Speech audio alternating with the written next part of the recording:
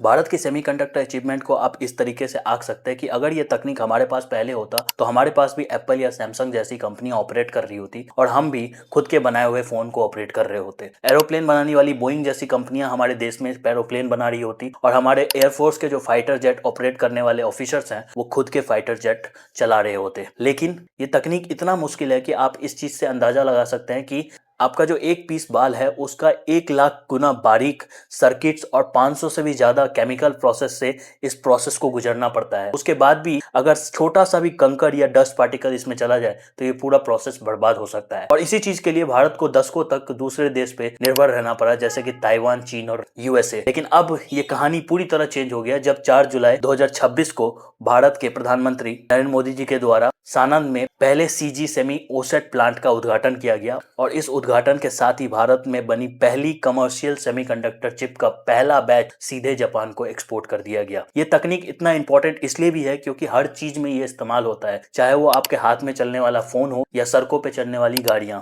Train हो, buses हो या यूं कहे जो एरोप्लेन्स हैं या डिफेंस के प्रोडक्ट या सैटेलाइट्स। और इसी इंपॉर्टेंस को भारत सरकार ने समझा और 76,000 करोड़ रुपए का बजट के साथ इंडिया का सेमीकंडक्टर मिशन आईएसएम स्टार्ट किया गया मेक इन इंडिया इनिशिएटिव के साथ। और जब ये वैश्विक तेल संकट और युद्ध के संकट आए तब वैश्विक इकोसिस्टम पूरी तरह बंद हो गया और उसके बाद ही भारत सरकार को और इस चीज की इंपॉर्टेंस समझ आई और भारत सरकार ने तुरंत आईएसएम 2.0 को बढ़ाकर 1.2 लाख करोड़ का बजट का मंजूरी कर दिया। और आज लपसम भारत में 12 से भी अधिक सेमीकंडक्टर प्लांट है जहां पे ऑलरेडी काम चल रहा है। हाँ, अब मैं जानता हूं कि कुछ बीजेपी के चाहने वाले लोग कमेंट सेक्शन में जरूर आके कहेंगे इसमें कौन सी बड़ी बात है, ये तो 1980 और 2000 के दशक में ही इस पे काम शुरू हो गया था। तो बिल्कुल काम जरूर शुरू हो गया था, लेकिन यूपीए गवर्नमेंट में इस टेक्नोलॉजी को प्राप्त करने की प्रक्रिया में कोई भी तेजी नहीं लाई गई थी क्योंकि उनको बाहर से फंडिंग मिल रही थी। उन कंपनियों पे जिन पे भारत निर्भर था वो कभी नहीं चाह रहे थे कि भारत भी ऐसा कोई टेक्निक बनाए। अगर ऐसा भारत अचीव कर लेता तो उनका जो वैश्विक बाजार है